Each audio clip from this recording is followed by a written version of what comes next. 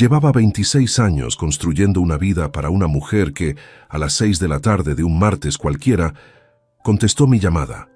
Esperó 3 segundos en silencio absoluto y me dijo, con una voz que no reconocí, que no volviera a casa, que ya había alguien en mi lugar, que la cerradura estaba cambiada, y colgó antes de que yo pudiera decir una sola palabra.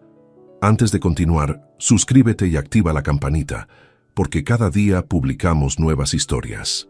Deja tu like y cuéntanos en los comentarios desde qué ciudad y país nos ves. Me llamo Aurelio Tejada Quintero, tengo 57 años, soy ingeniero de obras públicas y llevo trabajando en Zaragoza desde que terminé la carrera con 22 años recién cumplidos. No soy un hombre de grandes discursos ni de gestos dramáticos.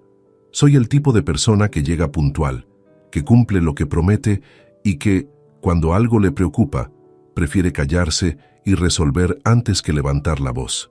Así me criaron, así viví, y así, supongo, fui construyendo sin saberlo el tipo de silencio que otros aprovechan.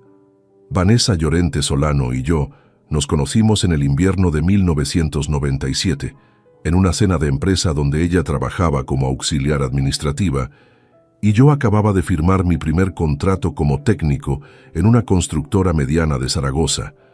Tenía 30 años, ella 24. Había algo en su forma de hablar, directa y sin rodeos, que me pareció refrescante en un ambiente donde todo el mundo medía cada palabra antes de pronunciarla. Nos casamos 2 años después, en abril de 1999, en una ceremonia pequeña con poco más de 40 personas. Mis padres, los suyos, algunos amigos de los dos. Una tarde de primavera, con luz todavía fría, pero ya sin niebla, en una capilla del casco histórico que a Vanessa le había gustado desde que era niña. Durante los primeros años la vida fue exactamente lo que habíamos acordado sin necesidad de decirlo en voz alta. Los dos trabajando, construyendo algo juntos, compartiendo el peso de las facturas y las decisiones. Cuando nació Marcos, en 2002, a 3 años de casarnos, todo cobró un peso diferente. La responsabilidad de un hijo cambia cómo ves el dinero, el tiempo, el futuro. A mí me hizo trabajar más. Reconozco ahora, con la distancia que da el tiempo transcurrido, que también me hizo estar menos presente en casa de lo que debería haber estado. No lo digo como excusa. Lo digo porque es verdad, y porque omitirlo sería deshonesto. Hubo temporadas enteras en que llegaba cuando Marcos ya dormía y salía antes de que despertara. Hubo conversaciones que Vanessa intentó tener conmigo y que yo pospuse sin maldad, pero las pospuse. Eso también forma parte de esta historia. Pasaron los años. Marcos creció, estudió comunicación, encontró trabajo en una agencia de marketing en Zaragoza.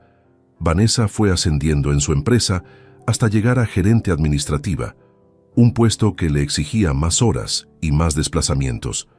Yo seguí en las obras, en los proyectos, en las reuniones con clientes municipales y concesionarias. Así funciona una vida adulta cuando llevas suficiente tiempo dentro de ella. Deja de ser una historia y se convierte en una rutina. No siempre es emocionante. No siempre hay momentos memorables.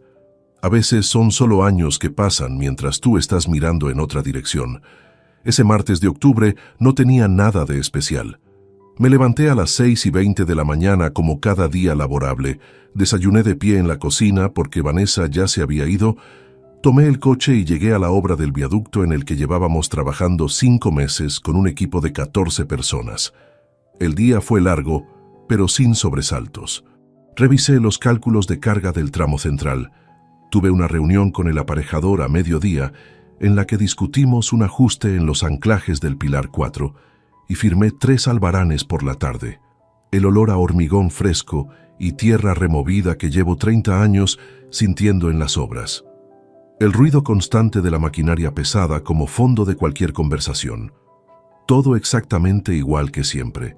A las 6:45 recogí los planos que tenía sobre la mesa plegable y le dije a Ignacio Barreda, mi encargado de obra desde hacía 8 años, que nos veíamos al día siguiente.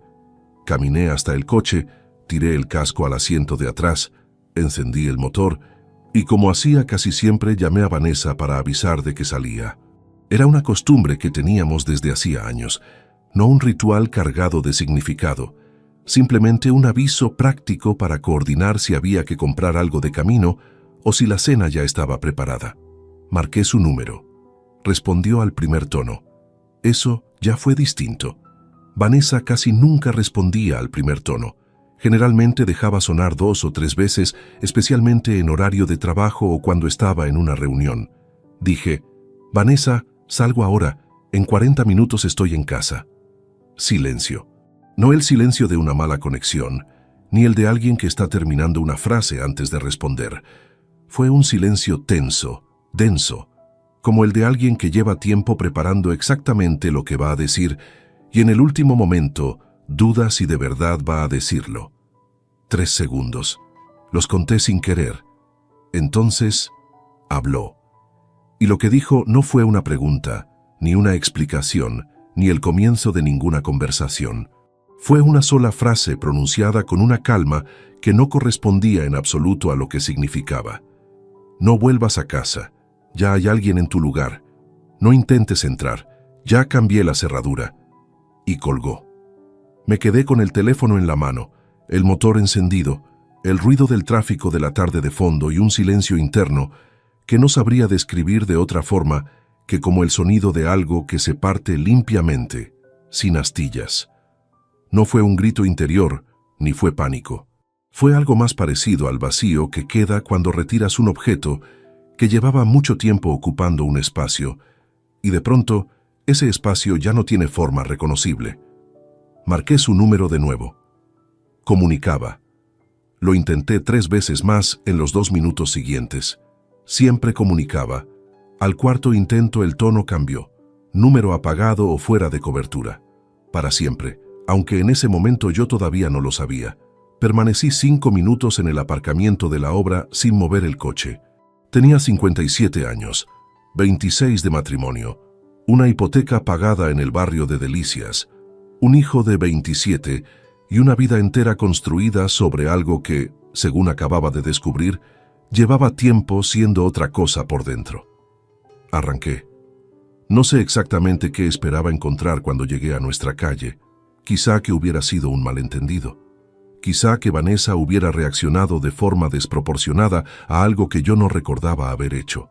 Quizá que la realidad fuera más lógica que esa frase. No lo fue. En la acera, frente al portal de casa, había 2 maletas.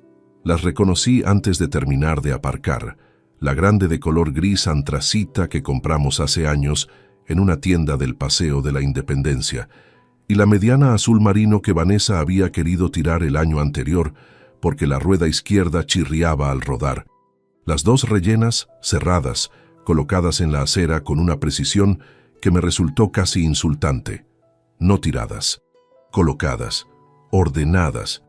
Eso fue lo que más me golpeó en ese instante, que estuvieran ordenadas como si alguien hubiera necesitado que desaparecieran del interior con urgencia, pero sin perder la compostura. Subí los 3 escalones del portal y comprobé lo que ya sabía. La cerradura era nueva, plateada, sin ningún arañazo. Mi llave no entró ni 1 milímetro. Desde dentro, al otro lado de esa puerta, llegaba el sonido apagado de voces. Una era la de Vanessa. La otra no era la mía. Me quedé frente a esa puerta el tiempo exacto para entender que no iba a llamar. No esa noche. No de esa manera. Bajé, metí las 2 maletas en el maletero y llamé a Rodrigo Peñas, mi socio desde hacía 12 años, desde el móvil mientras el coche todavía estaba aparcado frente a mi propia casa. Le dije que necesitaba quedarme en su apartamento esa noche. No le di explicaciones. Rodrigo me conoce lo suficiente como para no pedirlas cuando el tono de voz no las admite. Solo dijo, «Claro, la llave está donde siempre». Conduje hasta su casa, aparqué, subí, dejé las maletas en el cuarto de invitados y me senté en el borde de la cama con la chaqueta todavía puesta. El colchón crujió levemente.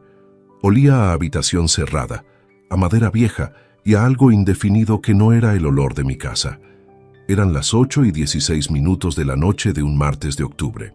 26 años terminaron en 11 segundos, en una llamada que ella respondió al primer tono, con una voz que no reconocí, desde dentro de lo que hasta esa tarde había sido mi hogar. Y yo, sentado en ese borde de cama en silencio, empecé a recordar, no con nostalgia, con una atención fría y metódica que hasta esa noche no sabía que era capaz de activar. Porque algo había cambiado en mí también en esos 11 segundos, algo que Vanessa, estaba seguro, no había calculado. No dormí. No fue una de esas noches en que el sueño tarda en llegar, pero termina por aparecer. Fue una vigilia sin bordes, sin ningún momento en que la conciencia cediera, aunque fuera 10 minutos. Me quedé tumbado en la cama de Rodrigo, con los ojos abiertos en el techo, vestido todavía con la ropa del trabajo, escuchando el silencio del edificio y la respiración constante de una ciudad que no sabía ni le importaba lo que acababa de ocurrirme. Rodrigo no hizo preguntas esa noche. Cuando llegué me encontré la cena preparada, un plato de pasta con tomate que dejó en la mesa del salón sin decir nada, y se retiró a su cuarto con una naturalidad que le agradecí más que cualquier palabra de consuelo.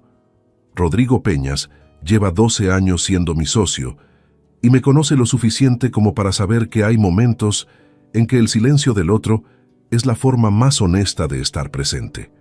No toqué la cena.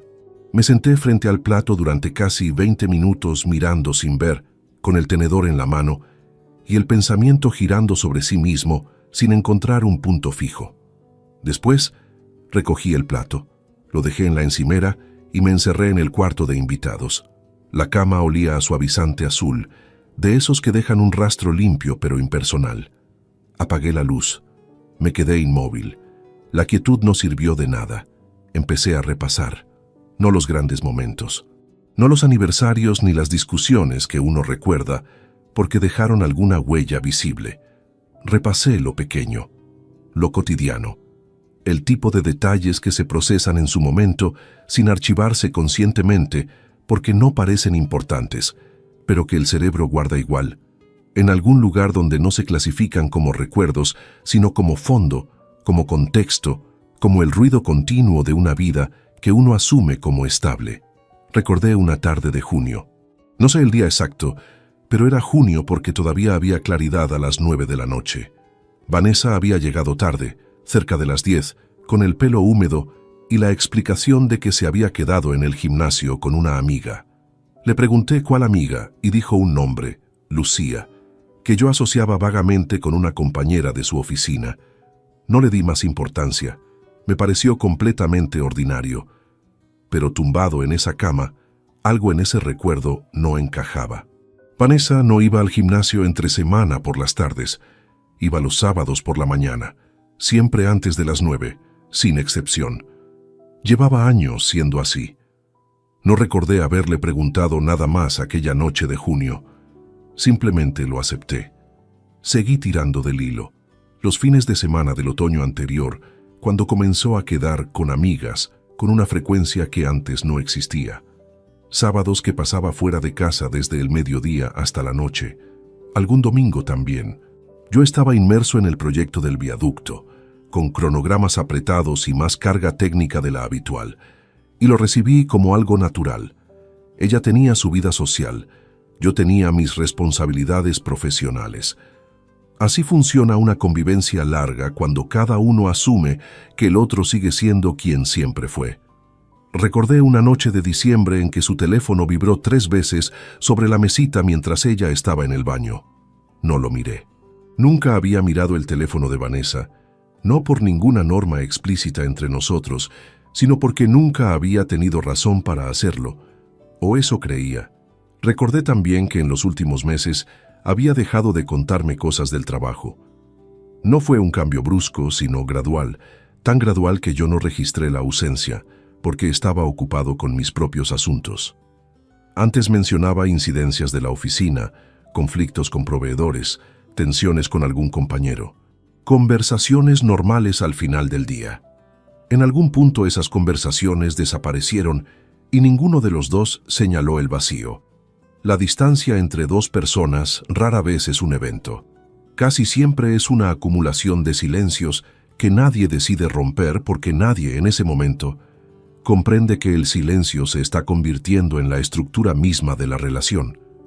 Hacia las 2 de la madrugada me levanté, fui a la cocina y bebí agua directamente del grifo. Me quedé apoyado en la encimera en la oscuridad.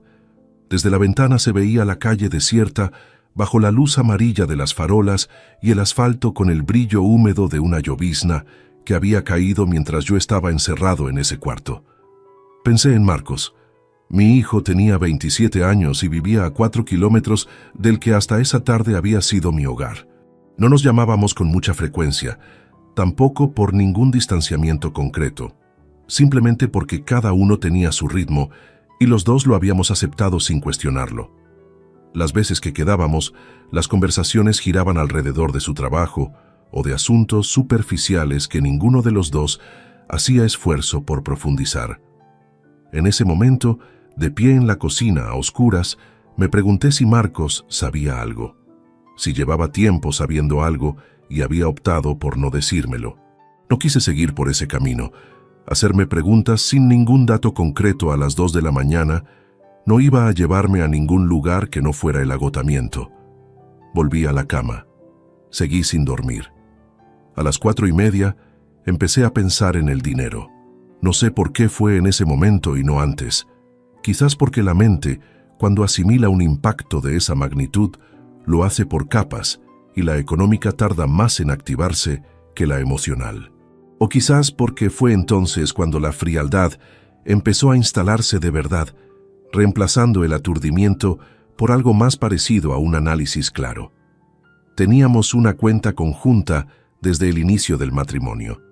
En ella entraban los 2 sueldos y de ella salían los gastos del hogar, la hipoteca ya saldada, los seguros y los gastos corrientes. Era una cuenta que yo revisaba con poca regularidad porque Vanessa gestionaba la parte administrativa de la economía doméstica, no porque yo se lo exigiera, sino porque a ella le gustaba tener ese control y a mí me resultaba cómodo cederlo. Reconozco ese descuido ahora con una nitidez que entonces no tenía. Cogí el teléfono de la mesita, entré en la aplicación del banco y abrí el historial de la cuenta conjunta. Tardé un momento en orientarme porque hacía meses que no la consultaba con atención real. Cuando empecé a leer los movimientos de los últimos 3 meses, algo en mi interior se tensó de una forma que no tenía que ver con la emoción, sino con el reconocimiento de un patrón. Había reintegros en efectivo, no 1 ni 2. Una serie de reintegros distribuidos a lo largo de los meses, todos por cantidades entre 800 y 1.200 euros, con una regularidad que no era azarosa. Suficientemente pequeños cada uno por separado para no activar ninguna alarma automática. Suficientemente constantes en conjunto para que la suma empezara a ser relevante. Salí de la aplicación, apagué el teléfono. Me quedé quieto en la oscuridad con esa información encima, sintiendo cómo se ordenaba junto a todo lo que había estado recordando durante las últimas horas. El gimnasio en junio, los sábados fuera, la conversación que fue desapareciendo. Y ahora esto. No era únicamente una traición sentimental. Eso ya lo sabía desde la tarde anterior. Pero en ese momento, poco antes de las 5 de la mañana, comencé a intuir que había otra capa por debajo, más metódica, más antigua, más calculada de lo que yo había querido ver. Y esa intuición, lejos de hundirme, hizo algo inesperado. Me aclaró. Cuando Rodrigo asomó la cabeza por la puerta a las 7:30 para ver si quería café, me encontró sentado en el borde de la cama, duchado y con ropa limpia que había sacado de las maletas. ¿Conseguiste dormir algo?, preguntó. No, respondí. Me observó un instante, luego asintió y fue a la cocina sin añadir nada más. Eso era exactamente lo que necesitaba esa mañana: café, silencio y el tiempo suficiente para ordenar lo que tenía antes de mover ninguna pieza. Porque una cosa había quedado absolutamente clara en esa vigilia larga: lo que Vanessa había puesto en marcha no iba a quedar sin respuesta, no por rabia ni por orgullo herido, sino porque 26 años de trabajo y de esfuerzo no podían disolverse en 11 segundos de teléfono sin que alguien, llegado el momento, rindiera cuentas de ello. Todavía no tenía el mapa completo, pero iba a trazarlo. El café de Rodrigo era más cargado que el mío. Lo noté en el primer sorbo, sentado frente a la ventana del salón, mientras afuera Zaragoza encendía sus motores con la lentitud propia de una mañana entre semana. El cielo tenía ese gris bajo y uniforme que en octubre puede mantenerse durante días enteros sin decidirse ni por la lluvia ni por el sol. No fui a la obra esa mañana. Llamé a Ignacio Barreda poco después de las 8 y le dije que tenía un asunto personal urgente, que coordinara al equipo y que cualquier decisión técnica relevante esperara hasta el día siguiente. Ignacio no preguntó nada. Llevamos juntos suficiente tiempo como para que sepa distinguir cuándo hay que dar espacio sin pedir explicaciones. Luego cogí el teléfono, entré en la aplicación del banco y empecé a trabajar de verdad. Lo que había visto a las 4:30 de la madrugada era solo la superficie. Con la mente más fría, aunque sin haber dormido ni un minuto, el análisis fue distinto. Más lento, más metódico, más dispuesto a no dejar nada sin verificar. Retrocedí 9 meses en el historial de la cuenta conjunta y construí una relación mental de todos los movimientos en efectivo que no correspondían a ningún gasto doméstico identificable. Lo que encontré estaba ordenado con una precisión que me resultó casi admirable, aunque no en el buen sentido. Cada reintegro estaba por debajo de los 1.200 euros. El primero fue el 4 de enero, 840 euros. Luego uno en febrero, 920. En marzo, 2 en fechas distintas, 780 en el 12, 955 en el 26. Abril, 1 de 1.110. Mayo, 1 de 1.040. Junio, 2 más. Julio, 3. Agosto y septiembre mantuvieron el mismo ritmo constante, sin aceleración ni pausa. Saqué un papel del cajón de la cocina de Rodrigo y sumé la totalidad. Tardé menos de 5 minutos en llegar al resultado. 22.340 euros retirados en efectivo a lo largo de 9 meses. Cantidades calculadas específicamente para pasar por debajo del umbral que habría requerido doble autorización. Cantidades que cabían en el rango de lo ordinario, vistas una a una. Demoledoras al verlas juntas. Alguien había estudiado cuánto revisaba yo esa cuenta. Y había acertado, no la revisaba. Nunca había tenido motivo real para hacerlo, o eso me había permitido creer. Doblé el papel y lo guardé en el bolsillo interior de la chaqueta. 22.000 euros no desaparecen solos. Van a algún lugar, se convierten en algo concreto. Lo que eso significaba era que la decisión de echarme de casa no había sido impulsiva. Era el punto final de un proceso que llevaba al menos 3/4 de año en marcha, ejecutado con la disciplina suficiente para no dejar rastros visibles en la superficie. Salí a caminar. Necesitaba moverme. Cuando estoy quieto demasiado tiempo con un problema sin resolver, el pensamiento gira sobre sí mismo en lugar de avanzar. Caminé casi 1 hora por calles que conozco desde hace décadas, sin fijarme en las fachadas ni en la gente, dejando que la mente trabajara sola con movimiento de fondo. Empecé a revisar. No los meses recientes, sino más atrás. Fui al momento exacto en que, con lo que ya sabía, la historia adquiría una forma completamente distinta. 18 meses antes, en primavera, Vanessa comenzó a mencionar un nombre que hasta entonces no había aparecido en ninguna conversación nuestra. Héctor. Lo nombró 2 o 3 veces a lo largo de varias semanas, siempre de forma tangencial, siempre como parte de algún comentario sobre el sector inmobiliario o sobre la empresa de un conocido. No le presté atención especial porque el tono no justificaba ninguna. Era simplemente un nombre entre otros. Después dejó de nombrarlo. Tampoco eso me llamó la atención. Los nombres que aparecen y desaparecen en la conversación cotidiana de una pareja son habituales. Sin contexto, no son señal de nada. Solo lo son cuando ya tienes el contexto y miras hacia atrás. El año anterior, en septiembre, Vanessa comenzó a llegar a casa con un perfume diferente. El que usaba desde hacía años era discreto, floral, muy reconocible.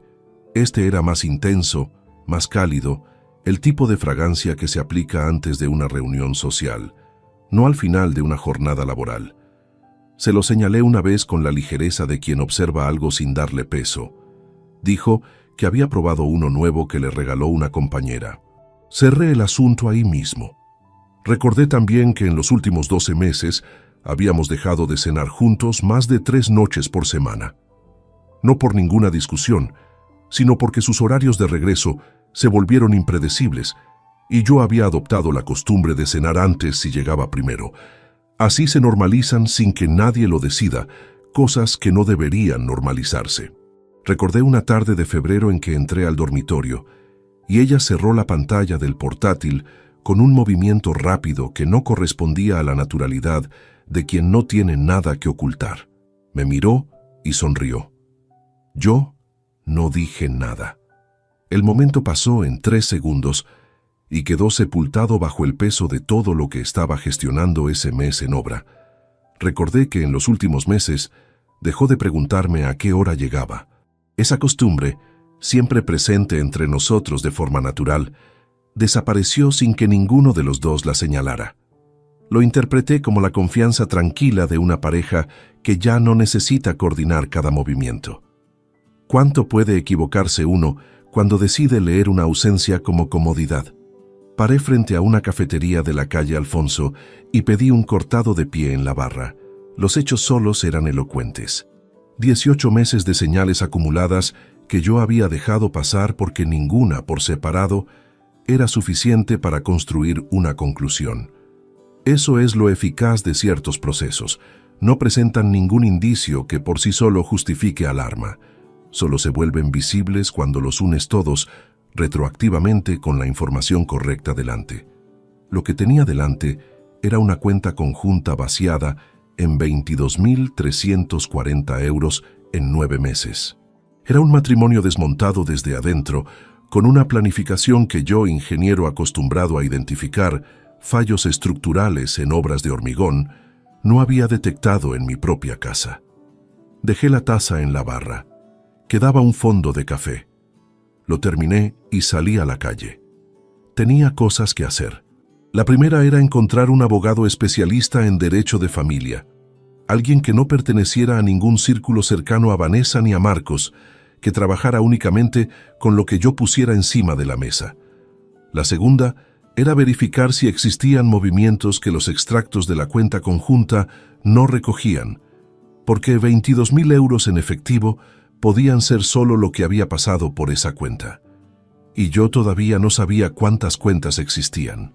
Caminé de vuelta al apartamento de Rodrigo con las manos en los bolsillos y esa frialdad instalándose de forma definitiva. No como protección, como herramienta. Había cometido el error de asumir que la vida construida durante 26 años era tan sólida como los puentes que diseñé, que si la estructura no crujía, era porque seguía en pie. Los ingenieros saben que hay tipos de deterioro que no producen ruido, que trabajan desde adentro, en silencio, hasta que un día la estructura ya no puede sostener su propio peso.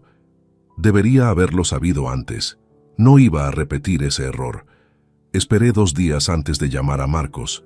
No fue indecisión, fue cálculo. Necesitaba llegar a esa conversación con la cabeza ordenada, sin el peso más inmediato del golpe todavía encima, y necesitaba también haber avanzado algo en los pasos que me había propuesto dar.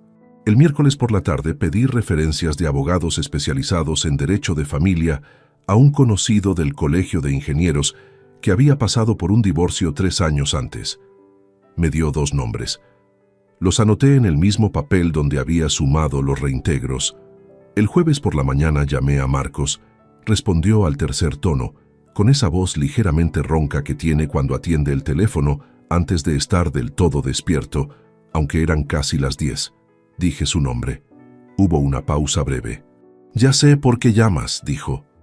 El tono no era el de alguien que acaba de recibir una noticia difícil. Era el de alguien que lleva tiempo esperando tener que dar una explicación y ha decidido de antemano que no va a darla.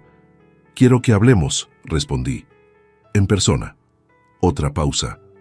«No hay mucho que hablar, papá. Mamá tomó una decisión. Tiene derecho a ser feliz». «Tiene derecho a ser feliz». La frase aterrizó con una precisión que me sorprendió.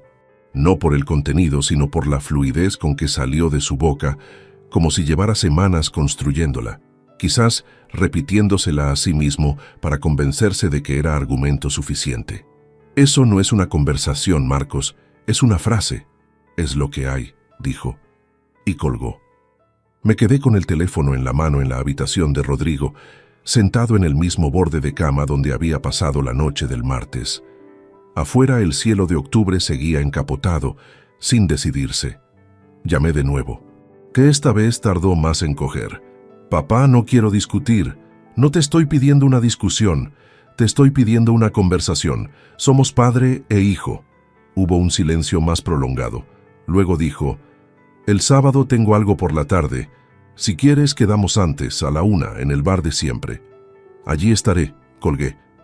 El bar de siempre era un local cercano a la Plaza del Pilar donde Marcos solía reunirse con sus amigos. Habíamos ido juntos alguna vez cuando él tenía poco más de 20 años, y yo todavía imaginaba que los mediodías del fin de semana podían ser un espacio para los dos. Hacía tiempo que no pisaba ese sitio. El sábado llegué 10 minutos antes de la 1. Era un día algo más despejado que los anteriores, con una claridad fría que recortaba las sombras sobre los adoquines de forma casi geométrica. Entré al local y lo reconocí sin dificultad. Barra larga de madera oscura, mesas pequeñas con taburetes, el ruido habitual de conversaciones cruzadas y ese olor particular a café y cerveza que tienen estos sitios desde primera hora de la mañana. Marcos no estaba solo. Había 3 personas con él en la mesa del fondo, 2 hombres de su edad y una mujer que no conocía. Cuando me vio llegar no hizo ningún gesto de levantarse. Señaló la silla libre con la barbilla. Me senté. Pedí un café al camarero que pasó junto a nosotros. Los acompañantes de Marcos me saludaron con la incomodidad específica de quien ha sido puesto al corriente de un asunto ajeno y no sabe bien qué postura adoptar. Pensé que íbamos a hablar los dos, dije en voz baja. Estaban aquí cuando llegué, respondió Marcos.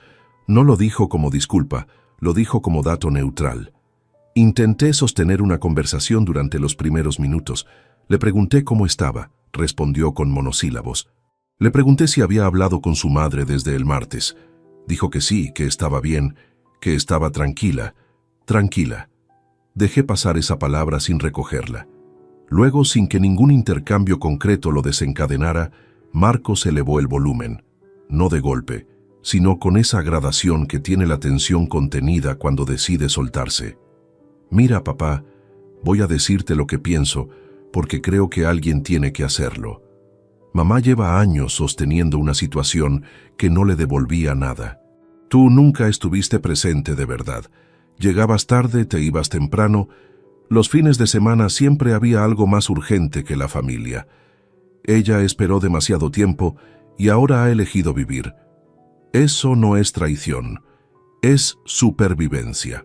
Las personas de las mesas cercanas habían reducido el ritmo de sus propias conversaciones, no de forma evidente, pero lo noté. Ese silencio lateral que se produce cuando algo en un espacio compartido sube por encima del volumen habitual. Los acompañantes de Marcos miraban hacia distintas partes del local. No respondí de inmediato. Dejé que el silencio durara lo necesario para que Marcos comprendiera que no iba a reaccionar de la forma que esperaba. Ni con defensa, ni con justificaciones, ni con ninguna emoción que le diera la satisfacción de haber dado en el blanco.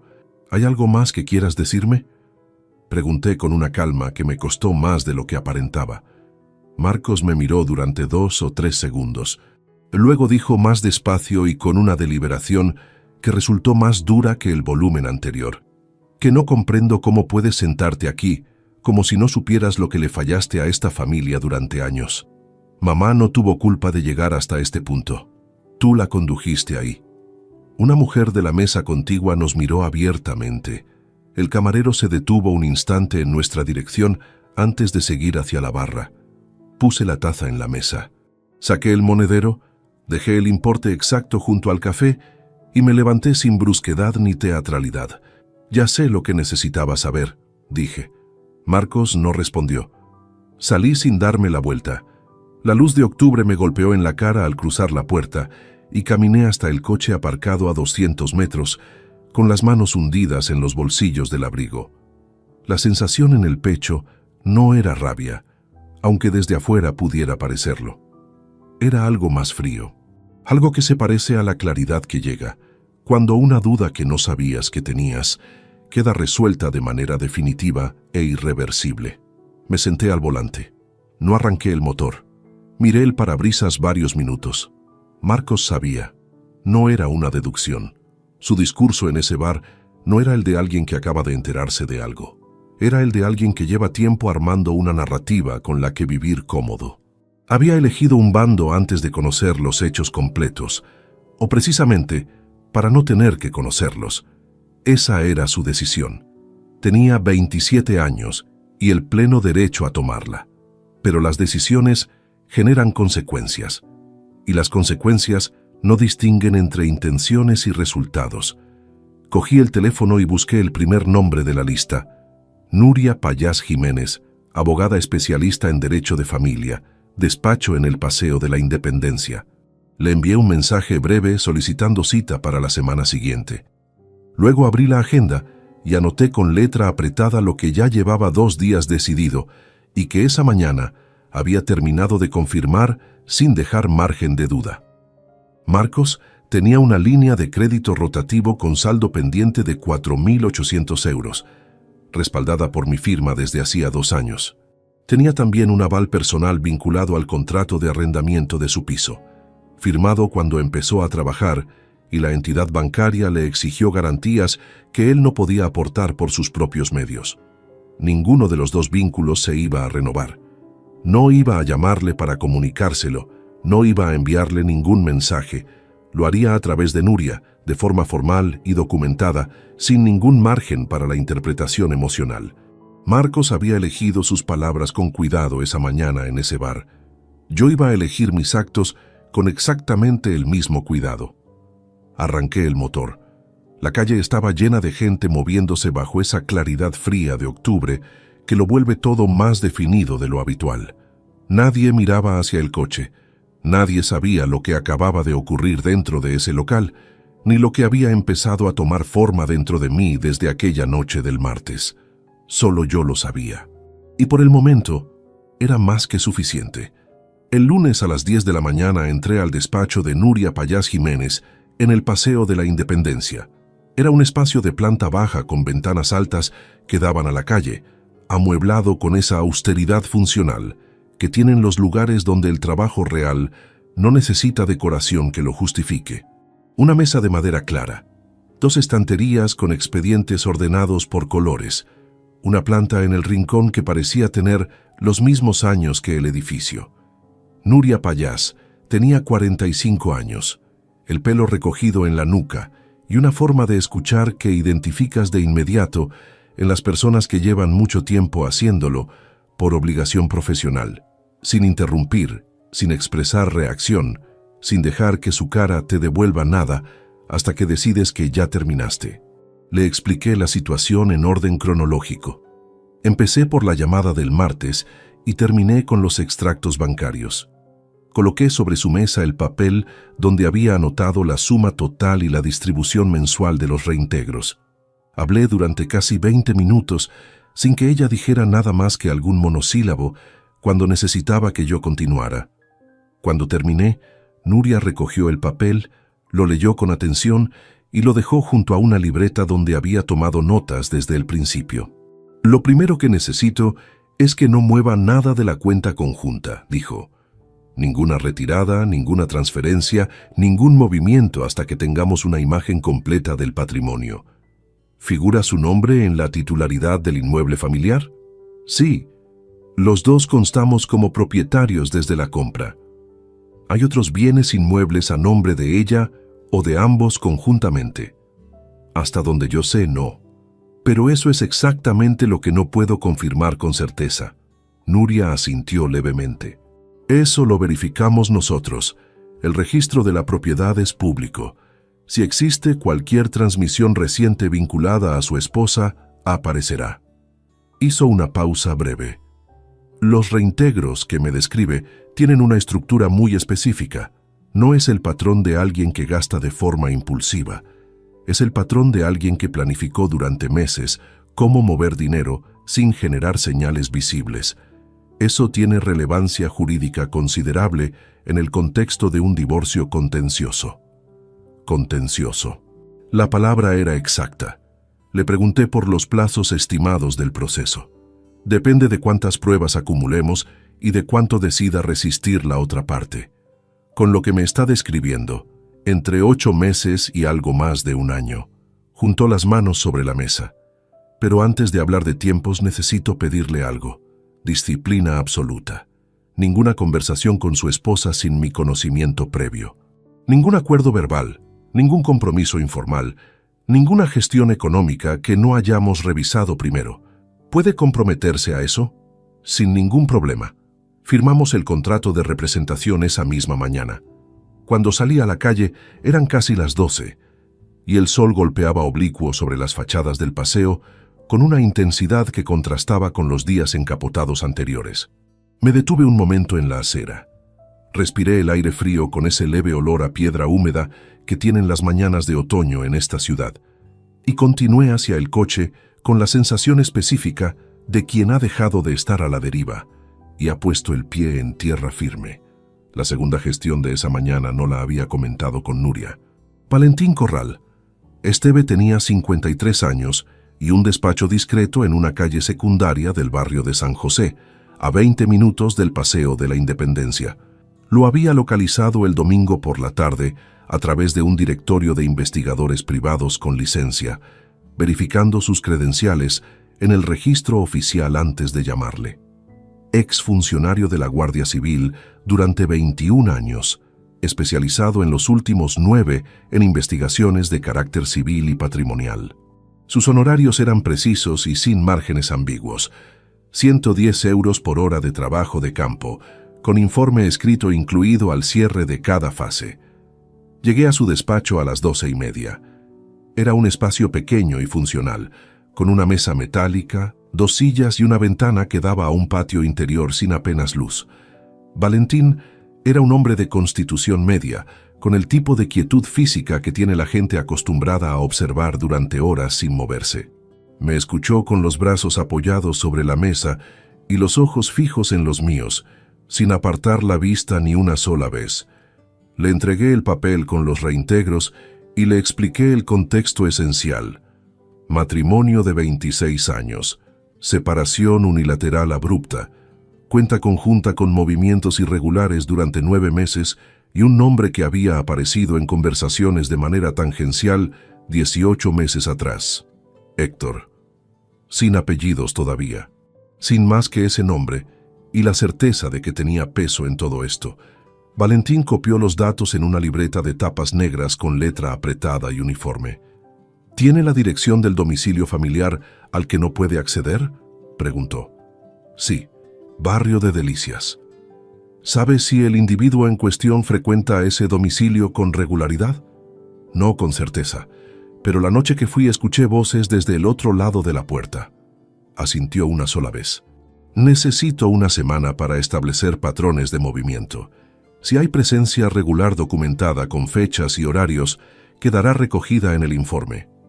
Si existe alguna vinculación con los movimientos bancarios que me describe, también lo reflejaré. No construyo interpretaciones, registro hechos con soporte documental. Le entregué el anticipo correspondiente a 15 horas de trabajo. Extendió un recibo manual con fecha, importe y número de expediente, y me lo entregó con la misma economía de gestos con que había hecho todo lo demás. Bajé a la calle con el peso de las 2 líneas abiertas. Nuria para el marco legal, Valentín para los hechos concretos.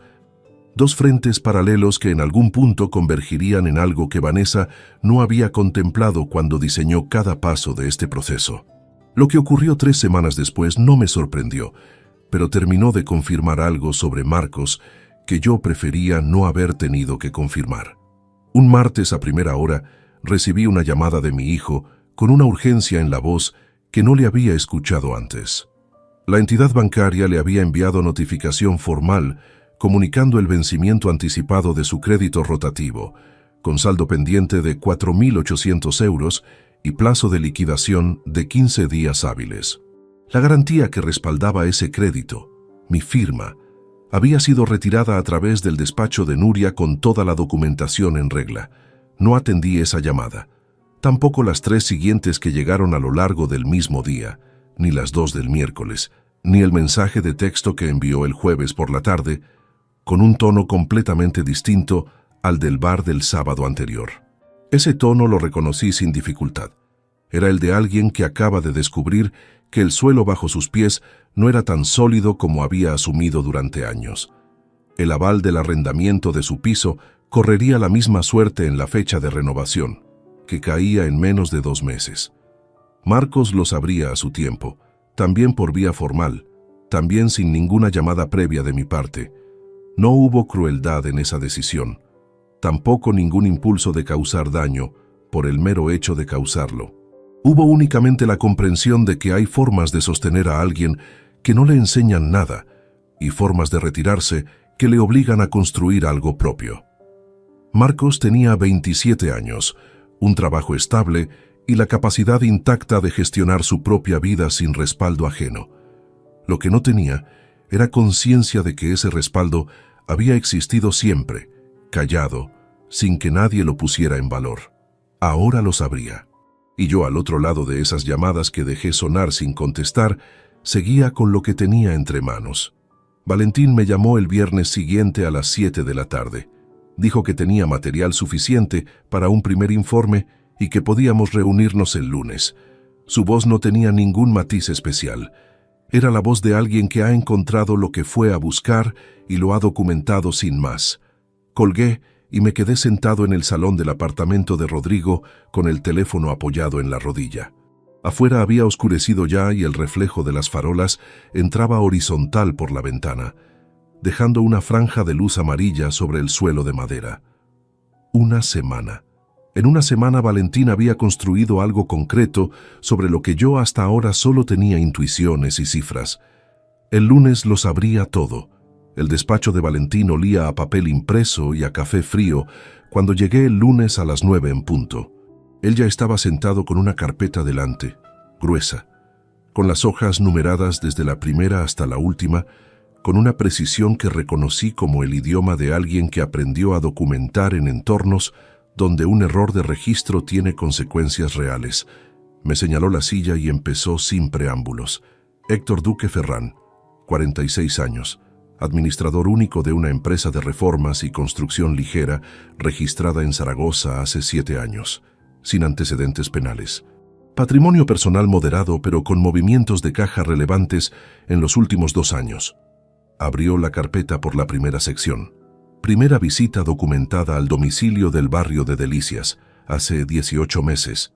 El 16 de abril, martes, a las 4:15 de la tarde.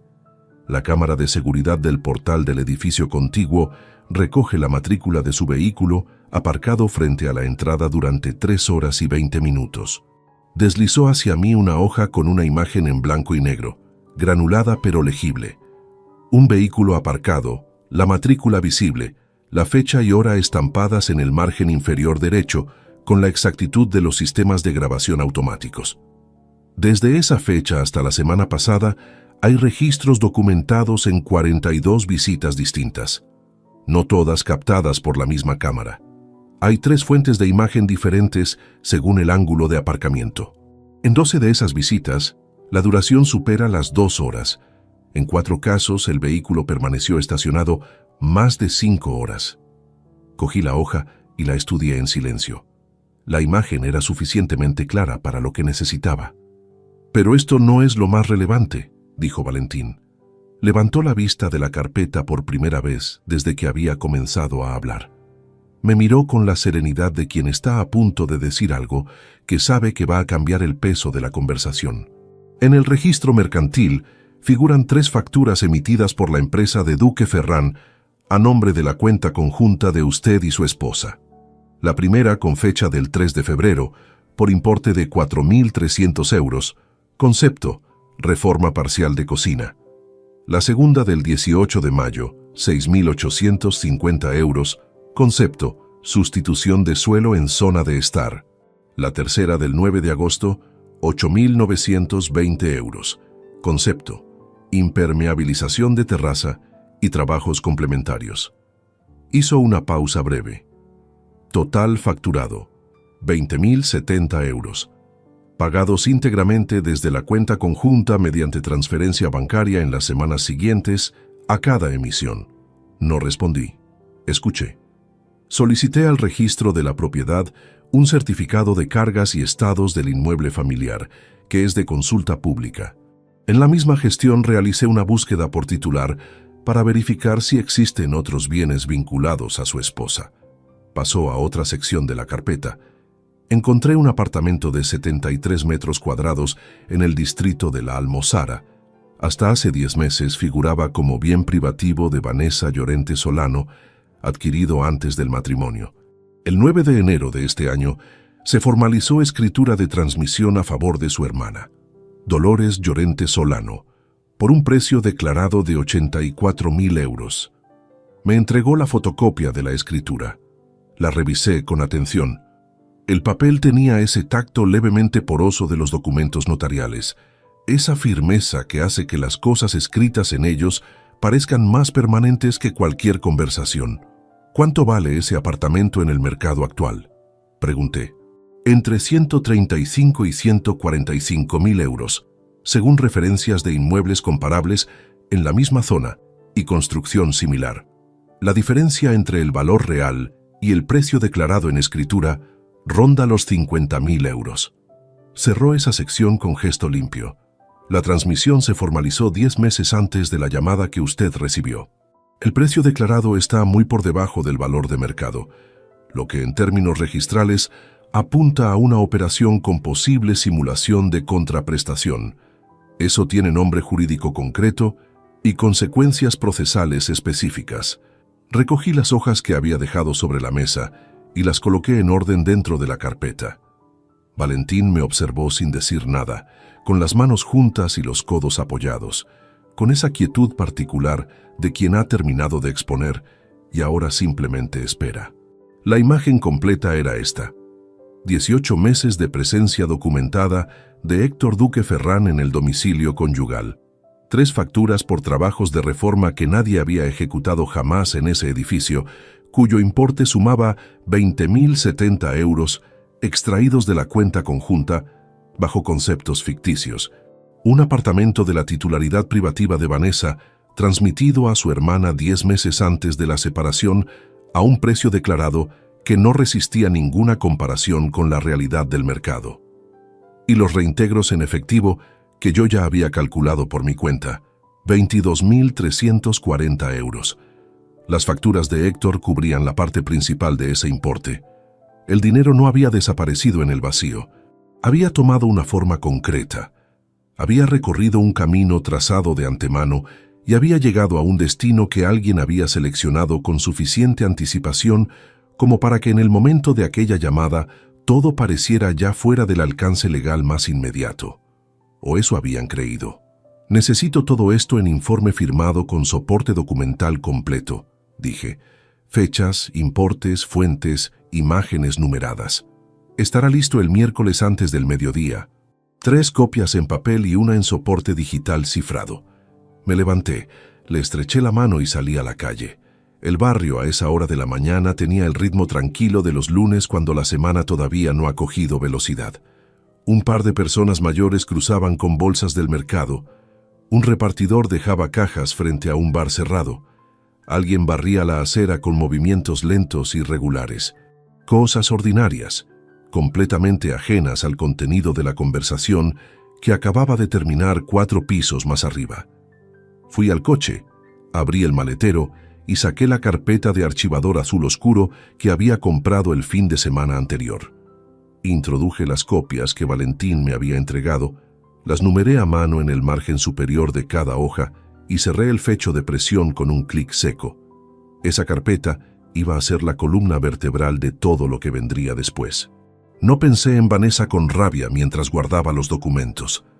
Pensé en ella con algo más parecido a una comprensión fría, la comprensión de quien reconoce que el otro construyó durante meses un plan que le pareció sólido e invisible, ejecutado con la discreción suficiente para no dejar flancos expuestos, y que sin embargo había dejado rastros en 2 registros públicos, en las grabaciones de 3 vecinos y en los extractos de una cuenta que nunca se molestó en verificar si yo consultaba o no.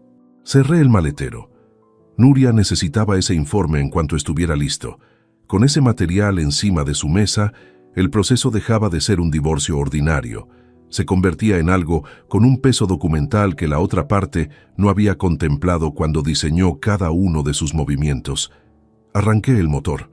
Vanessa había invertido 10 meses creyendo que lo había organizado todo para salir sin costes visibles. Le quedaba por descubrir que el orden meticuloso también puede emplearse en sentido contrario, con la misma paciencia y sin ningún ruido. El miércoles recogí el informe de Valentín en su despacho.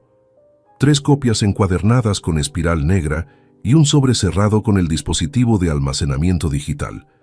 Firmé el recibo, guardé 2 copias en la carpeta azul y entregué la tercera directamente a Nuria esa misma tarde.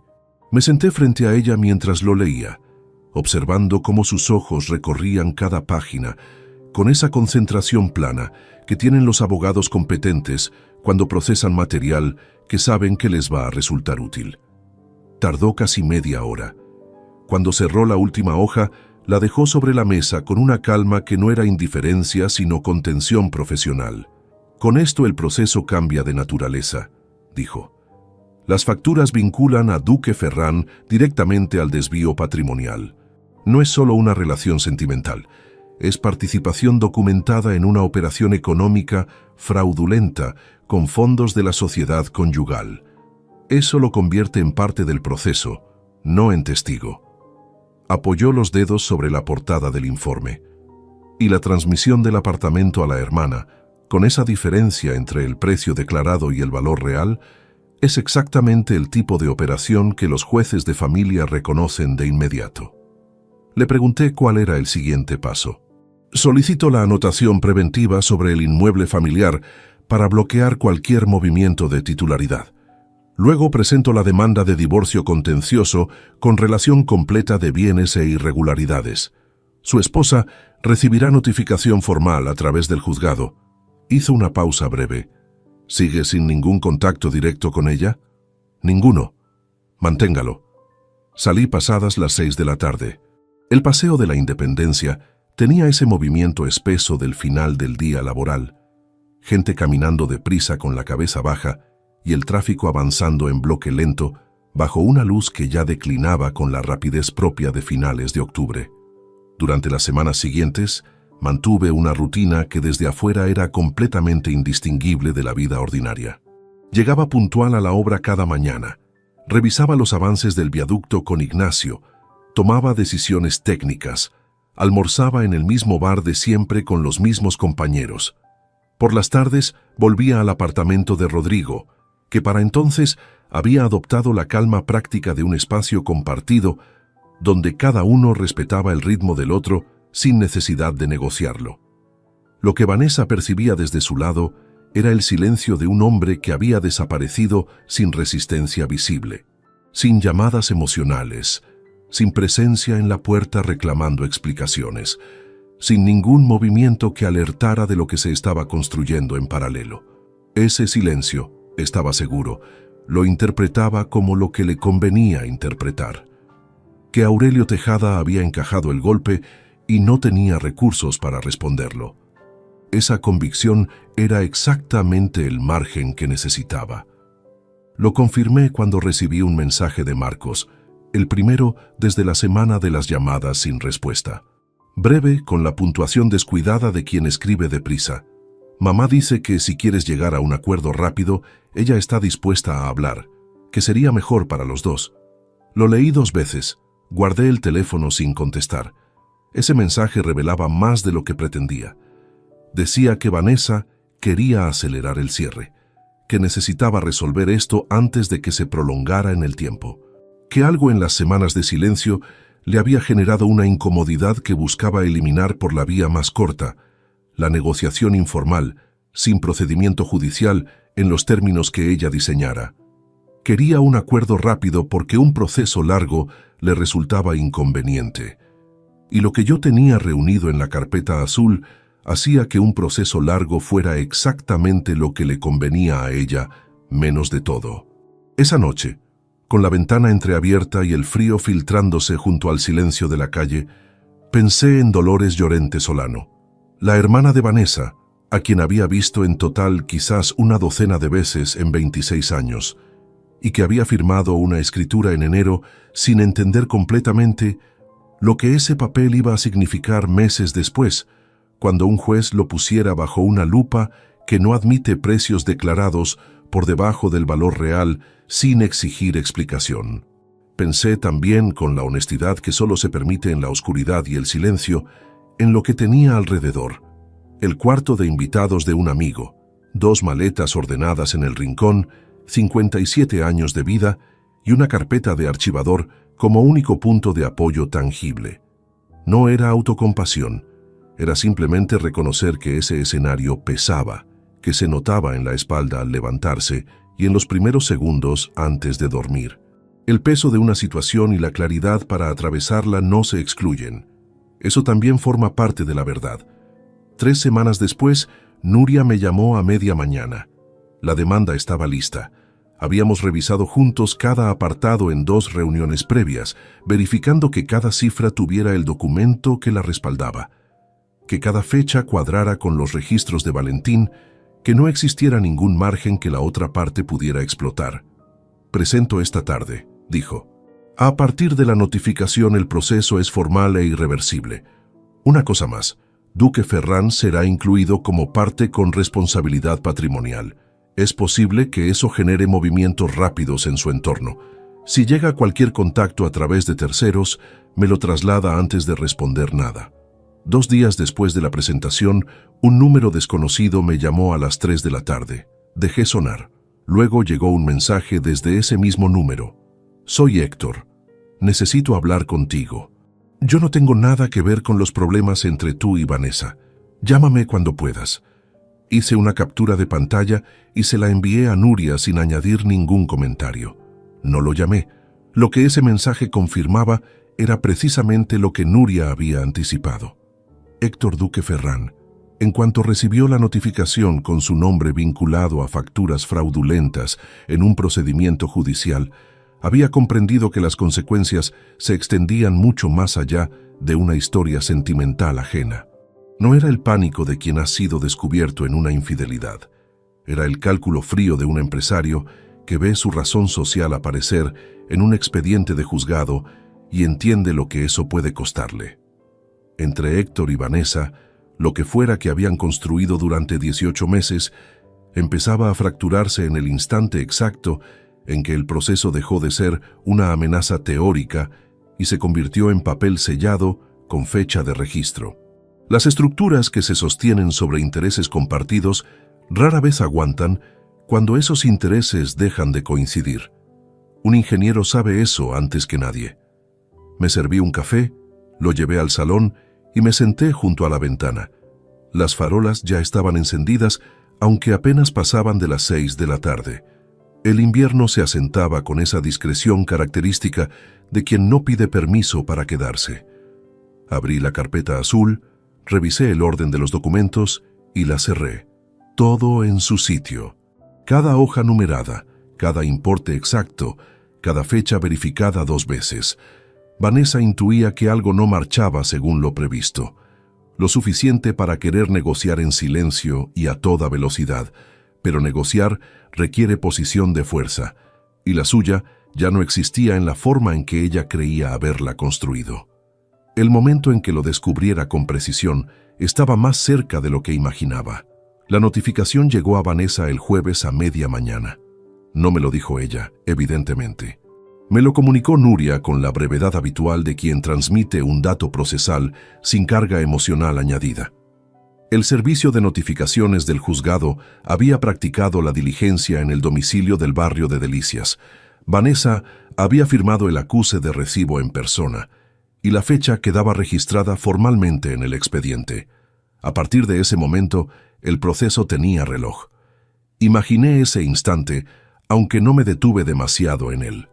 Vanessa abriendo un sobre oficial, reconociendo el encabezamiento, pasando las páginas con esa sensación específica que produce el papel jurídico cuando contiene tu nombre en posición de demandada. Vi mentalmente sus ojos recorrer los apartados, las cifras, los conceptos, el número de facturas, los importes exactos, la referencia catastral del apartamento de la Almozara, el nombre de Valentín Corral Esteve como fuente documental. Y más abajo, en el apartado de partes con responsabilidad patrimonial, el nombre completo de Héctor Duque Ferrán.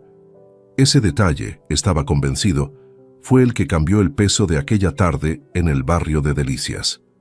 Nuria me llamó de nuevo el sábado a las 11:30 con algo que en su tono neutro sonaba casi a satisfacción contenida. Duque Ferrán ha enviado escrito a través de su propio abogado solicitando la exclusión como parte del proceso.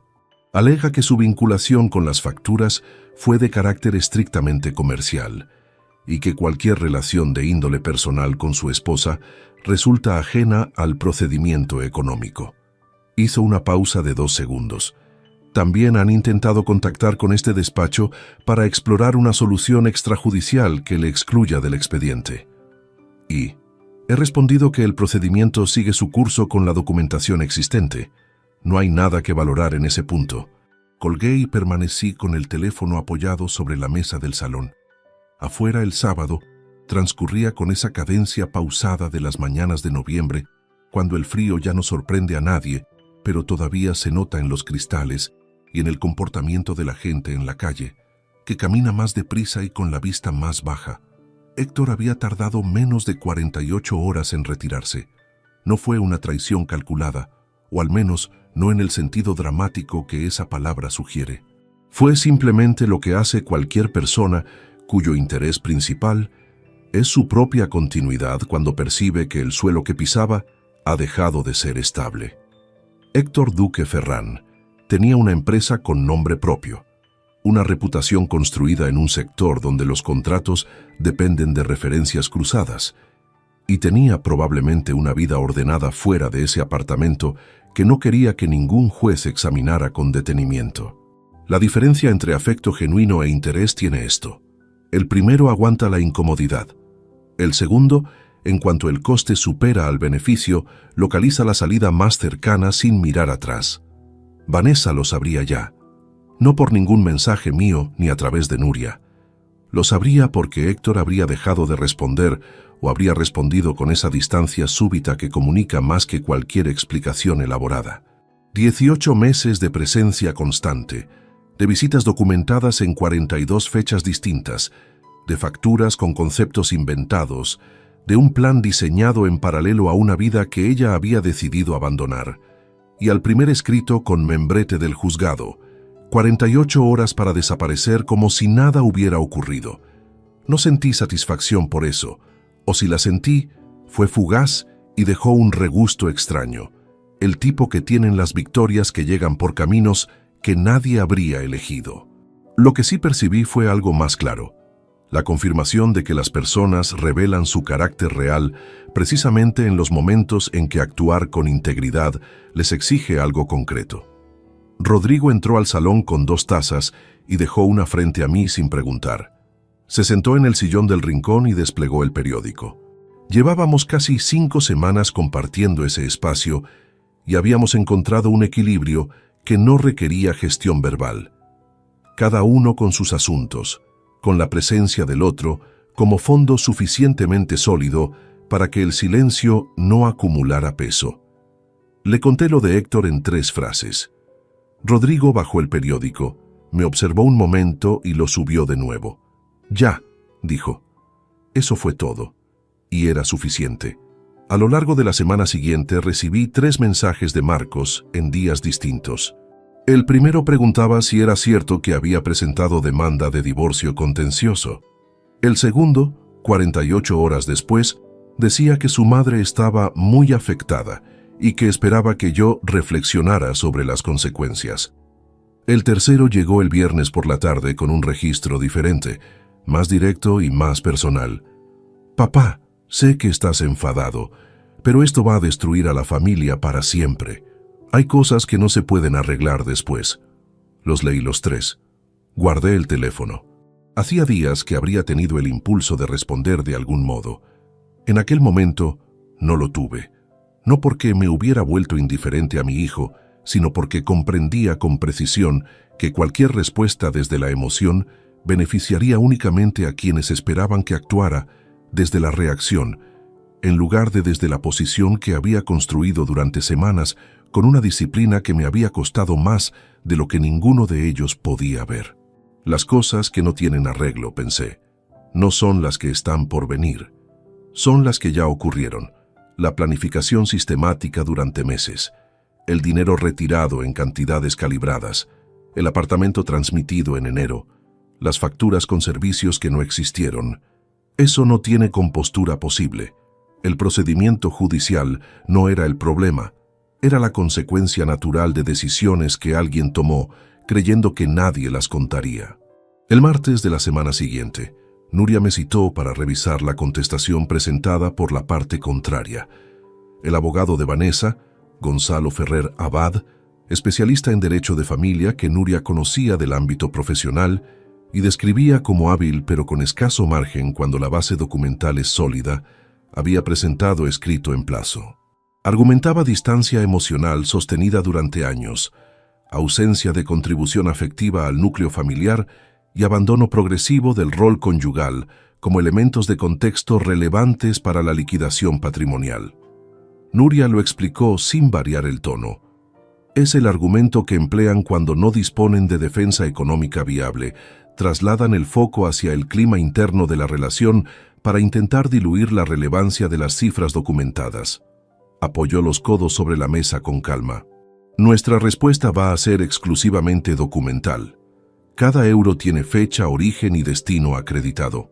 El ambiente afectivo de un matrimonio no extingue la responsabilidad patrimonial derivada de desvío de fondos de la sociedad conyugal. Eso el juez lo sabe antes de que yo se lo recuerde. Le pregunté si ese argumento podía tener algún efecto real sobre la resolución final. Podría influir en la valoración de una eventual pensión compensatoria.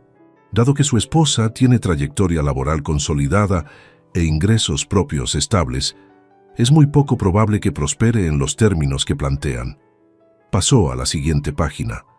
Lo que sí pueden intentar es generar incidencias procesales menores para extender los plazos. Hay que estar preparados para eso. Salí a la calle con esa perspectiva encima.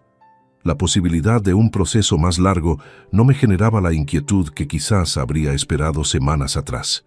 Algo había cambiado en mí durante esas 5 semanas, de un modo que todavía me costaba definir con exactitud. Había dejado de medir el tiempo por la urgencia de llegar al desenlace y había empezado a medirlo por la firmeza de cada paso que daba. Esa diferencia era sutil, pero lo reorganizaba todo. El frío de noviembre era seco y constante, sin viento, del tipo que se instala en los huesos sin anuncio previo. Caminé hasta el coche con las manos hundidas en los bolsillos y el aliento haciéndose visible en el aire. Vanessa estaba sola de una forma que 5 semanas atrás no podía haber anticipado.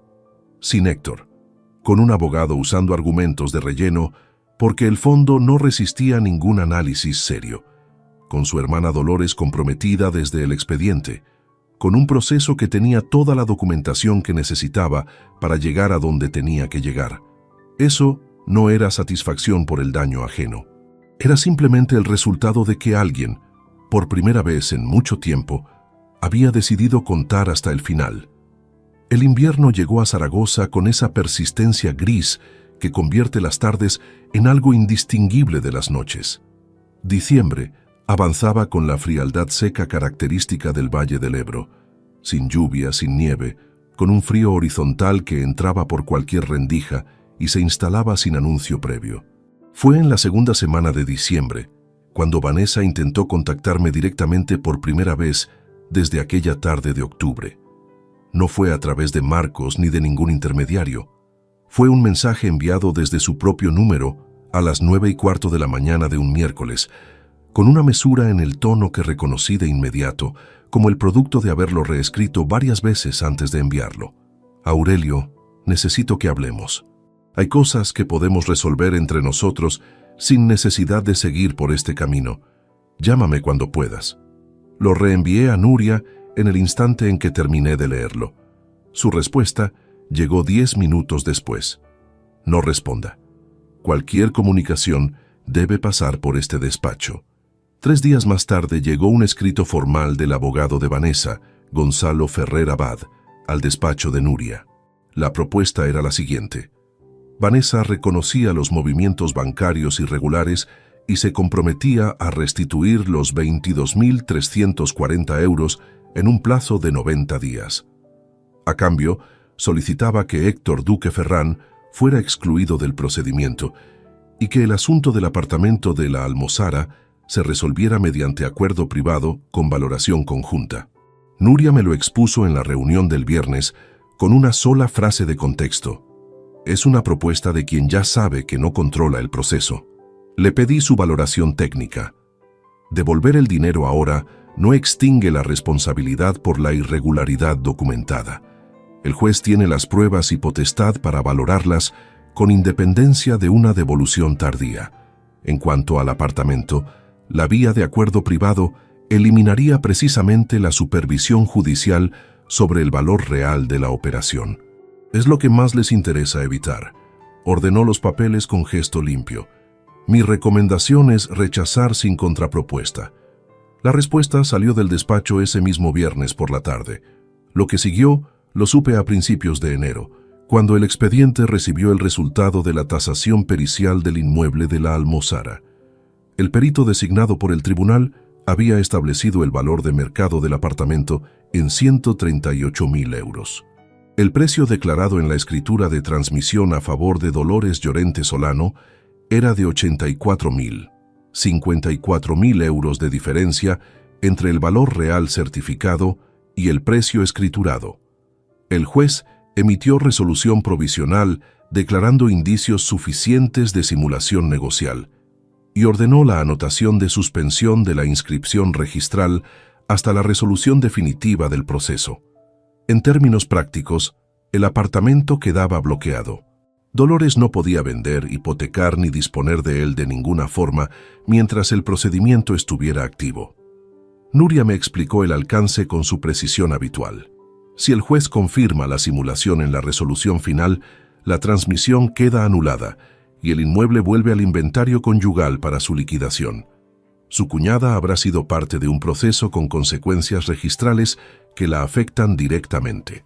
La hermana que firmó creyendo hacer un favor discreto, comenzaba a entender que la discreción tiene límites que los registros públicos no respetan.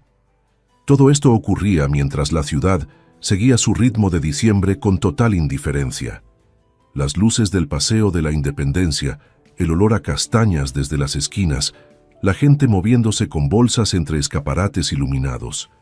El mundo exterior sin ningún interés en lo que se tramitaba en despachos y salas a pocas calles de distancia. Fue también en ese periodo cuando la situación de Marcos empezó a tener peso económico visible. El aval de su contrato de arrendamiento había llegado a fecha de renovación. La notificación del fin de la garantía había salido del despacho de Nuria con la misma formalidad que el crédito rotativo 2 meses antes. Marcos necesitaba presentar nuevo aval o negociar condiciones con el propietario. Con el crédito en proceso de liquidación y sin garantía paterna, su perfil ante cualquier entidad financiera había cambiado de categoría. No me alegré de eso. Lo digo con la misma honestidad con que he contado todo lo demás. No hubo en mí ningún placer al saber que mi hijo enfrentaba dificultades concretas. Lo que hubo fue la convicción de que sostener indefinidamente un respaldo que alguien no reconoce y emplea para reforzar una posición que perjudica directamente no es generosidad. Es financiar el daño propio con dinero y silencio. Un domingo de mediados de diciembre, Marcos se presentó sin avisar en la obra. Era tarde, con la luz ya muy baja, aunque apenas pasaban de las 4. Ignacio me avisó desde la entrada que había alguien esperando junto al acceso. Lo vi desde la distancia. Estaba con las manos hundidas en los bolsillos de una chaqueta insuficiente para esa temperatura y una expresión que no tenía nada que ver con la del sábado en el bar. Aquella había sido arrogancia disfrazada de convicción. Esta era otra cosa. Era la cara de quien ha pasado semanas descubriendo que las consecuencias que creía abstractas tienen dirección y peso específicos. Me acerqué sin apresuro. «No tenías que venir hasta aquí», dije. «No coges el teléfono». «No es el teléfono, es el momento y la forma». Guardó silencio unos segundos. Luego dijo, con una voz más baja que la de aquel mediodía y sin rastro del volumen de entonces: «Estoy teniendo problemas con el piso. El banco no me cubre el aval y el arrendador me ha dado plazo». No respondí de inmediato. «Sé lo que vas a decirme», añadió. «No sabes lo que voy a decir porque todavía no lo he dicho». Lo miré. Era mi hijo, con mis mismos rasgos amortiguados por su generación y por años de una vida construida sobre un suelo cuya solidez nunca había tenido que verificar porque siempre estuvo ahí sin coste visible. Ese era el problema central, y tenerlo delante en esa tarde de diciembre no lo disolvía. «No voy a resolverlo esta tarde, Marcos, ni esta semana. Tienes trabajo estable y capacidad para gestionarlo por tu cuenta». Hice una pausa breve. «Lo que pasó en ese bar no desaparece con un aval, y lo que está ocurriendo con tu madre no cambia porque tú lo necesites». Abrió la boca, la cerró. Giré hacia la obra sin añadir nada más. No me volví. Escuché sus pasos alejarse hacia el coche y el sonido del motor arrancando un minuto después.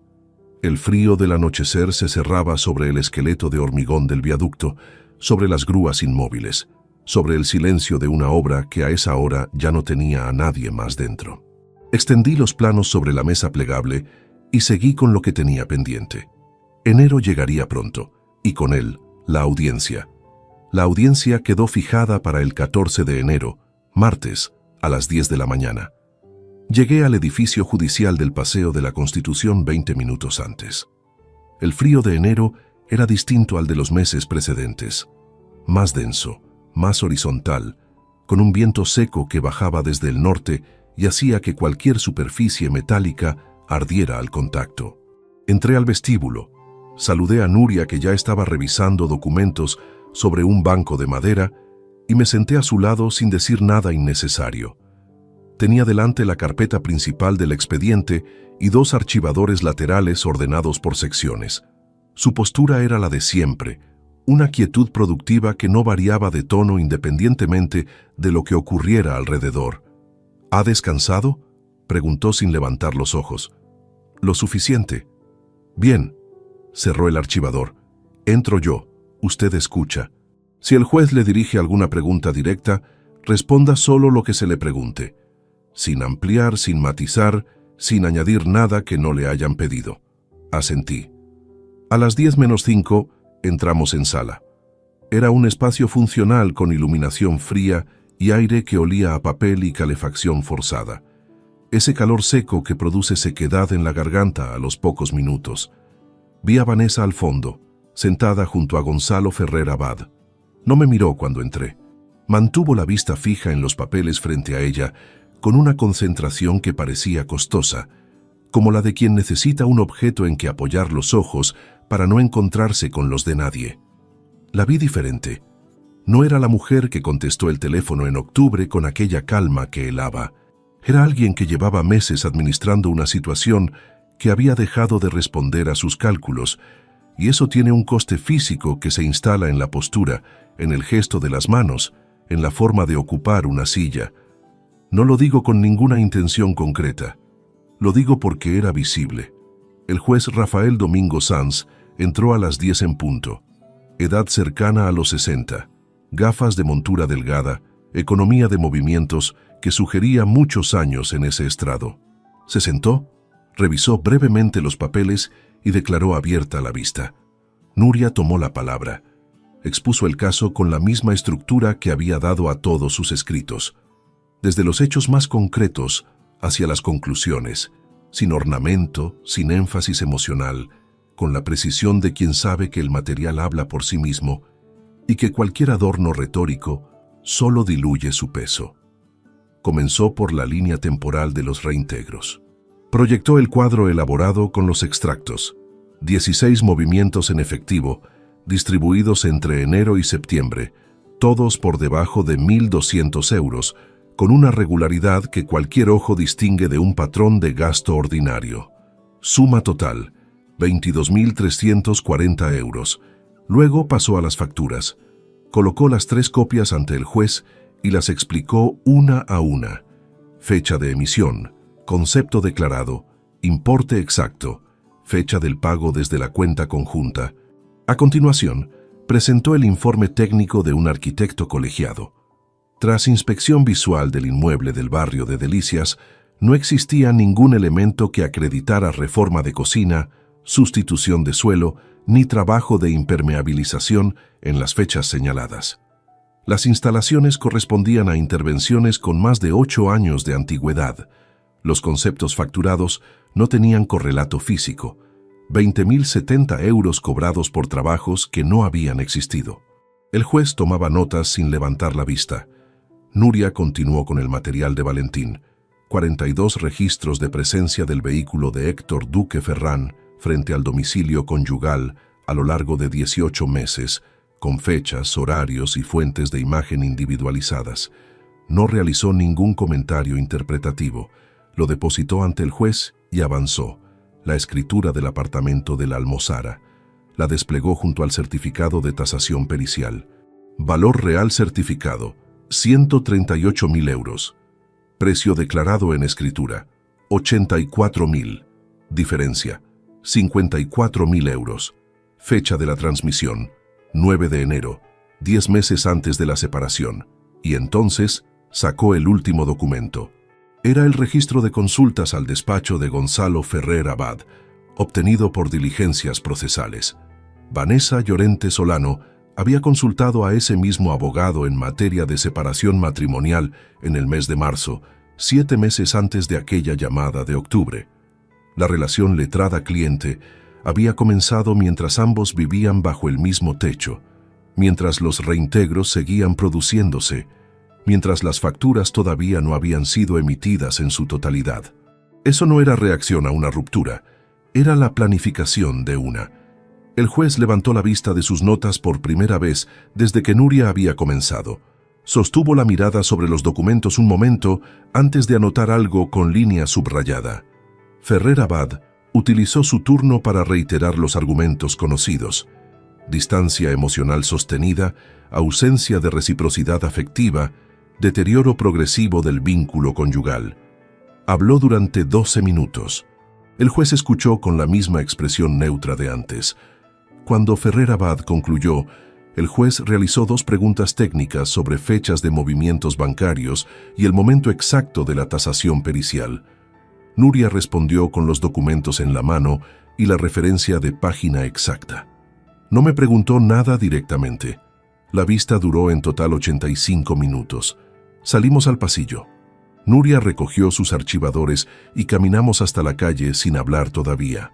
Fuera, el viento de enero seguía con la misma insistencia seca de primera hora. ¿Cómo lo ve?, pregunté. Eligió las palabras con cuidado. La línea temporal de las consultas jurídicas previas es el elemento de mayor peso. Establece premeditación con documentación de origen externo a nuestra parte. Eso no se rebate fácilmente. Ajustó los archivadores bajo el brazo.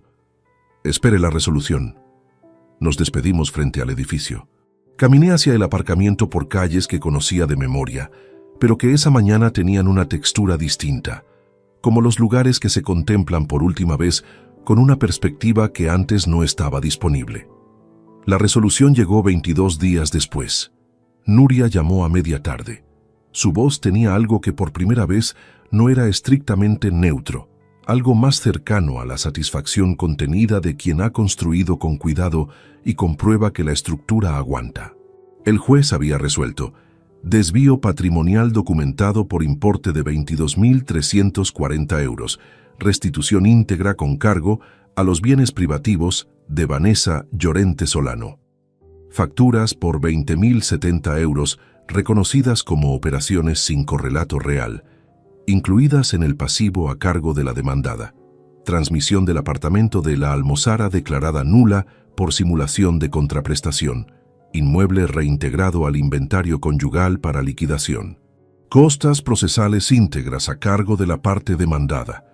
Escuché cada punto de pie junto a la ventana, con la vista fija en la calle, donde la tarde de enero ya oscurecía deprisa. «Gracias», dije cuando Nuria terminó. «Ha sido un trabajo ordenado, y eso tiene su resultado», colgué. Afuera las farolas se encendieron de golpe con ese clic eléctrico que solo se escucha cuando el silencio a tu alrededor es suficientemente completo. La calle quedó bañada en una luz amarilla uniforme que igualaba las fachadas, los coches, el asfalto frío. 22.340 euros. El apartamento, las costas, todo lo que alguien había movido creyendo que el orden de las cosas no iba a registrarlo. Lo había registrado. Cada paso, cada fecha, cada euro. Los días que siguieron a la resolución tuvieron una textura que no esperaba. No fue alivio inmediato, ni la satisfacción limpia que uno imagina cuando lleva meses trabajando hacia un resultado concreto. Fue algo más gradual y más extraño. La sensación de que el peso cargado durante meses no desaparecía de golpe, sino que iba cambiando de naturaleza, transformándose lentamente en algo que ya no apretaba de la misma forma. Los primeros días estuvieron llenos de gestiones. La liquidación del patrimonio conyugal requería plazos, coordinación entre Nuria y el perito tasador, designado para valorar el inmueble del barrio de Delicias. El apartamento de la Almozara, reintegrado al inventario por resolución judicial, entraría en ese mismo proceso junto al resto de los bienes comunes. Los números eran claros, y el procedimiento, aunque requería tiempo, ya no tenía ninguna ambigüedad sobre su dirección. Vanessa abandonó el domicilio familiar en febrero. No hubo comunicación directa entre nosotros. La coordinación fue exclusivamente entre abogados, con la frialdad de los trámites que han dejado de tener espacio para la interpretación personal. Nuria me informaba de cada avance con la misma brevedad de siempre, y yo respondía con la misma disciplina mantenida desde el principio, sin comentarios emocionales, sin ningún movimiento fuera de lo acordado. El piso del barrio de Delicias se puso en venta en primavera. La tasación lo situó en 342.000 euros. La mitad correspondiente a mi participación en la sociedad conyugal, sumada al reintegro del dinero desviado, y la parte proporcional del valor del apartamento de la Almozara, componían un resultado que nunca habría existido si yo hubiera aceptado la propuesta de acuerdo silencioso que Vanessa envió en diciembre a través de su abogado. Hay decisiones que se justifican solas con el tiempo. En marzo, alquilé un local en el barrio de Las Fuentes, a 3 calles del mercado, con una ventana grande que daba a una plaza donde había un árbol en el centro que todavía no tenía hojas, pero que ya insinuaba la primavera en las ramas. Era un espacio de 45 metros cuadrados con paredes blancas y suelo de madera clara que crujía levemente en el lado derecho. Lo amueblé con lo estrictamente necesario: una mesa de trabajo, 2 sillas para recibir clientes, una estantería para planos y carpetas y una cafetera pequeña sobre una encimera de obra que dejé tal cual estaba al encontrarla porque me gustó su aspecto sin terminar. Tejada Ingeniería, sin más nombre que el mío. Los primeros meses llegaron proyectos menores: asesorías técnicas, informes periciales para despachos de abogados a través de contactos del Colegio de Ingenieros, una consultoría de obra para una cooperativa de viviendas del extrarradio. No era el volumen que había gestionado durante años en la empresa grande, pero tenía algo que aquello no tenía. Cada decisión dependía únicamente de mi criterio. Ese valor solo se aprecia cuando se ha pasado tiempo suficiente sin él. Rodrigo siguió siendo Rodrigo. Cuando finalmente me mudé a un apartamento alquilado en el barrio de San Pablo, a principios de marzo, me ayudó a cargar las maletas al coche con la misma economía de gestos de siempre. En la puerta, antes de arrancar, dijo una sola cosa: ya era hora de que tuvieras sitio propio. Tenía razón, aunque ninguno de los dos profundizó en eso. El apartamento era pequeño y suficiente. 2 habitaciones, una cocina con ventana al patio interior y un salón con espacio justo para lo necesario. Durante la primera semana, olía a pintura nueva. Después, comenzó a oler a café por las mañanas y a madera caliente cuando el sol de la tarde entraba por la ventana. Empezó a oler como un lugar habitado, como mi lugar, Dormía bien por primera vez en muchos meses. Fue en julio cuando Marcos llamó. Eran las 8:20 de la tarde. Estaba en el local terminando un informe sobre cimentaciones para el proyecto de la cooperativa, con la ventana abierta y el ruido de la plaza entrando suavemente junto al calor que todavía no había cedido. Vi su nombre en la pantalla y lo dejé sonar 2 tonos antes de responder. Papá. Marcos. Hubo una pausa breve, cargada con el peso de los meses transcurridos sin ningún contacto real. ¿Cómo estás?, preguntó. Bien, trabajando. He sabido que pusiste despacho propio. Sí. Otra pausa. Lo oí respirar antes de continuar. He tenido meses difíciles, con el piso, con el banco. He tenido que resolver muchas cosas solo. No respondí de inmediato. Dejé que la frase ocupara el espacio que necesitaba. Lo sé, dije al cabo de unos segundos. Quería preguntarte si podríamos vernos algún día, sin tensión, solo hablar. Apoyé el bolígrafo sobre el informe y miré la plaza a través de la ventana. Había un par de personas sentadas en el banco junto al árbol, que para entonces ya tenía hojas verdes y densas. Una señora mayor con una bolsa de la compra, un hombre joven con el teléfono en la mano. La plaza completamente ajena a lo que se decía a 4 metros de ella. Puedo escucharte, Marcos, pero necesitas entender algo antes. Elegí las palabras con cuidado, sin dureza, pero sin margen ambiguo. Lo que ocurrió en aquel bar no se resuelve con el tiempo ni con una conversación. No porque yo no lo haya procesado, sino porque lo dijiste con información incompleta y con un volumen de voz que elegiste deliberadamente. Eso también forma parte de los hechos. Silencio al otro lado. No te digo que no podamos hablar. Te digo que cualquier conversación entre nosotros desde ahora empieza desde un lugar diferente al de antes. No hay regreso al punto anterior. Eso no es un castigo. Es simplemente cómo funcionan las consecuencias cuando las decisiones tienen peso real. Lo escuché respirar. Entiendo, dijo al fin. La voz era más baja que al principio de la llamada, sin el registro defensivo de otras veces. Cuando quieras hablar, llama con tiempo. Quedamos un día y hablamos. Hice una pausa breve.